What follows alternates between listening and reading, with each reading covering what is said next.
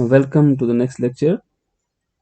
Now in this lecture we will further go deep into the modulation part of one of the types of amplitude modulation, which we call as double sideband and suppressed carrier, DSB-SC. Now onwards you must be remembering this acronym. Now if you see from the past lecture, we have got several motivations that sorry. First of all, what we infer from the previous lectures was we need to bring down the antenna height, right? Antenna height, if we transmit signals using directly transmitting the signals or antenna without modulating, without shifting them to higher frequencies, and we need very high antennas. Now the moral of the story was we need to multiply the message signal with cosine. So this gives us the design of the modulator. So here is one simple which we call as product modulator. So we need product modulator in which the message signal is denoted by m of t. So it's called modulating signal, but it is also a message signal. Okay, and it is multiplied with cos omega ct. And how to generate cos omega ct practically? So you have some circuits called oscillators, which you might be doing or might have done in analog electronics. So there are such circuits which can generate controlled oscillations, and we can generate oscillations of our own need, whatever frequency we need. And the resulting signal will be m of t cos omega ct. Suppose m of t has Fourier transform given here, capital M of omega on the right hand side. So it is here 2 pi b.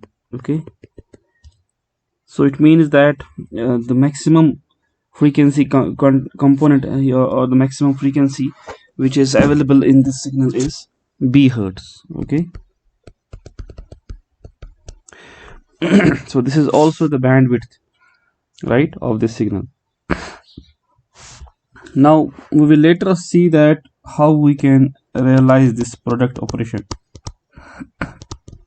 There can be several ways to practically accomplish this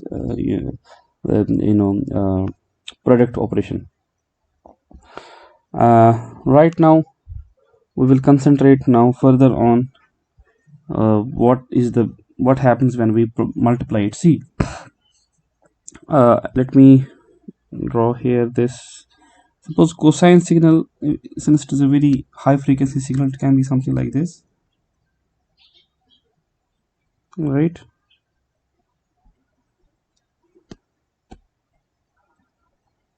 So this is cos omega ct. So you are multiplying these two, right? So what will be the result? So here is the result. The amplitude of this cosine, right, these amplitudes, they vary in accordance with the message signal. So hence we see that the envelope, this is also called envelope. Envelope is just when you join the peak amplitudes of this modulated signal. So the amplitude of cosine or envelope of cosine is varied in accordance with m of t. Okay, now we note down one thing, that this, if you have suppose a cos omega ct, so since minus 1 is less than or equal to cos omega ct less than or equal to 1, right, you know that the maximum value of cos theta is 1 and minimum value of cos theta is minus 1. So this if you see this a cos omega ct, it will vary between minus a and plus a. Now instead if of a a cos omega ct, you have m of t cos omega ct. So definitely it will be varying between minus m of t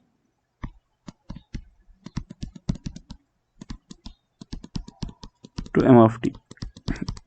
These will be the minimum and maximum values for it, and this is what we see here in the modulating signal. So we have here this lower envelope, which is minus m of t, right? This is plus m of t. So this is how the modulated signal will look like. And definitely if you see this modulated signal, it is having very high frequency components, right? And what will be its Fourier transform? You know, I will recall mathematically what it was. So if m of t had Fourier transform m of omega, right? So m of t cos omega ct will have 1/2 m of omega plus omega c plus m of omega minus omega c. Okay. So that is what we have plotted here. So we have shifted spectrums, right? The one side here and the one side with respect to minus omega c. And as I told you last time also, it is both the parts of the spectrum they are symmetric around omega c. So there are two bands, upper side band on the right side of omega c and lower side band on the left side of omega c. We will see it later. Upper side band, lower side band, they contain the same information about the signal, and so we need to have it. So we are having it symmetric part here, right? Because Fourier transform of real signals is symmetric. So this is the modulation part. Now what is our next goal? Next goal is we want to demodulate, right? We want to, what do you mean by demodulate? We want to demodulate, it means that after receiving this m of t cos omega ct, you want to get back m of t, right? So modulation sorry, so the process of demodulation, it is the reverse process reverse process of modulation, right? Because what will you do is, when you will modulate this m of t cos omega ct, actually this is what will be transmitted over the antenna, right? So at the receiver side you will have another antenna. Suppose there is no noise right now, and what receiver will receive? So you have transmitted in space m of t cos omega ct, so receiver will also receive m of t cos omega ct. So you need to design some receiver here wherein which will give the output as m of t, right? Because m of t is the message signal. You want to reproduce it back. So this is the process of demodulation.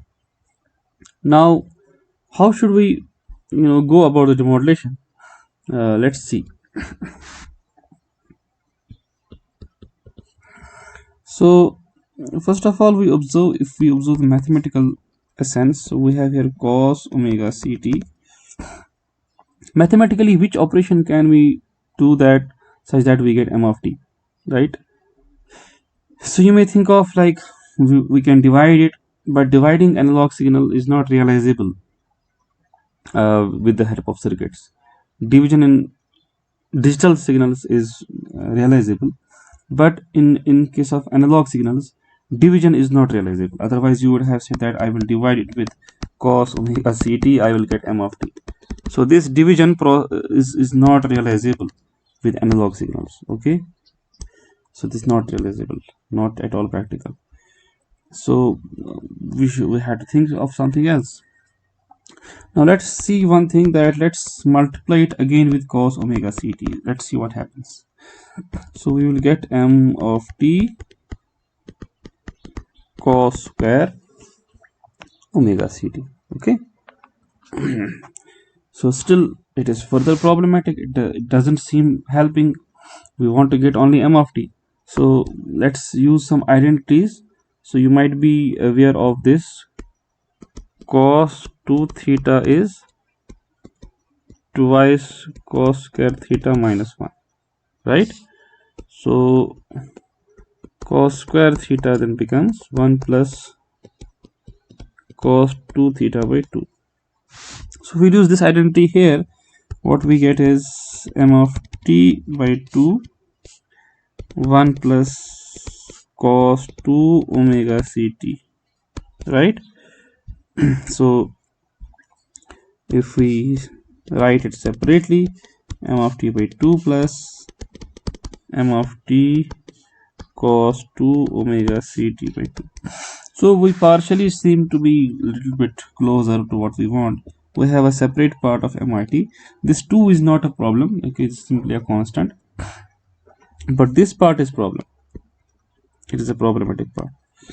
But what does this part look like? Okay. So if we see from the Fourier transform point of view, now let me take you to the Fourier transform of this here. Okay. If you look at this part, so you had, after you multiplied m of t cos omega ct with again m of t, you multiplied m of t cos omega ct with cos omega ct again, right? So you got m of t by 2 plus m of t cos omega ct by 2. So now if you take its Fourier transform, okay, if you take its Fourier transform, so what will you get? You get m of omega by 2 plus, then the m of t cos omega 2 omega ct, sorry, this is 1 over 4 m of omega plus 2 omega ct, sorry, 2 omega c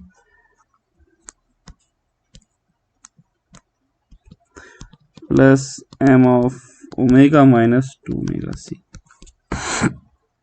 Okay, so this is what I have plotted here. So this is the m of omega part, right?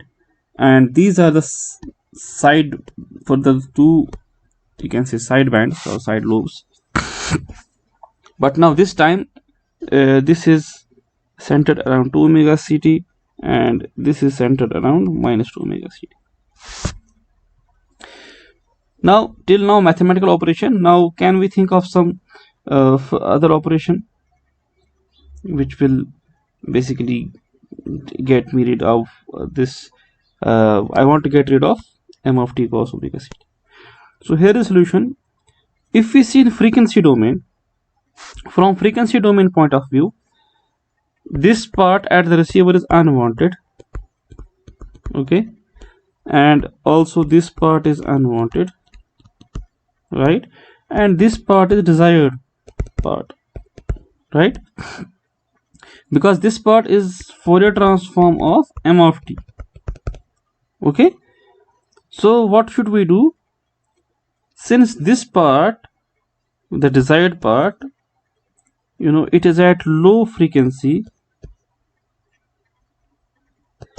Low frequency signals are also called baseband signals. Okay,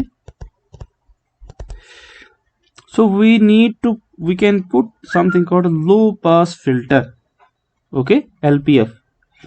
If we put a low pass filter here, we will get rid of, you know, the higher components and we will just get m of t by 2. Okay, so this is what I have depicted in the block diagram here. Okay, let me first go back to this notes here. So to follow the notation properly of the book we are following, so here is what I write. So it is, we call this as E of t. Okay, when we multiply m of t cos omega ct with cos omega ct again, right, and its Fourier transform E of omega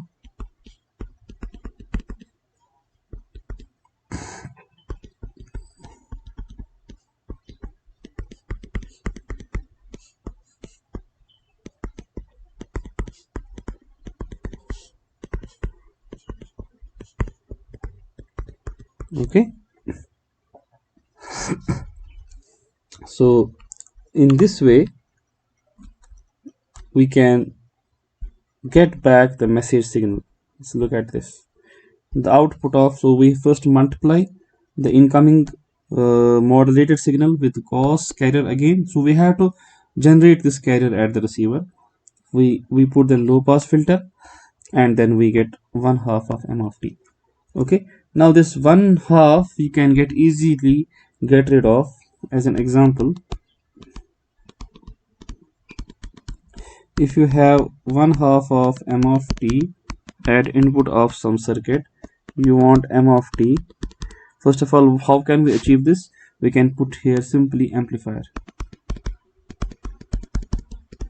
And what should we do? Amplifier, its gain should be 2. If you have an amplifier with gain 2, if input is half m of t, you will get m of t. So you get back the signal perfectly. Okay, so this was how we can modulate and demodulate. In fact, you can see that in DSB-SC, modulator and demodulator has same structure. They have this multiplier in common, right? But the only thing is we need a low pass filter at the demodulator, at the receiver. And there is one more important comment, that we need to generate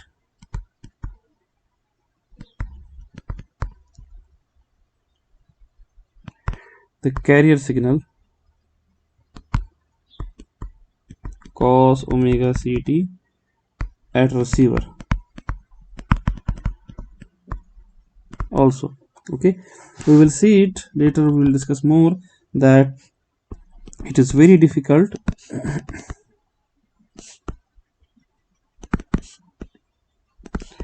to generate this cos omega ct at the receiver which is of exactly same frequency and phase as that of transmitter. That is, the cos omega ct generated at transmitter and receiver, it is very difficult to have this exact phase. But right now we are assuming it. So what we are actually assuming is that we are assuming the carrier generated at the receiver is synchronous to carrier at transmitter. Okay, so hence this type of demodulation technique is called synchronous detection. Synchronous detection, also called coherent detection.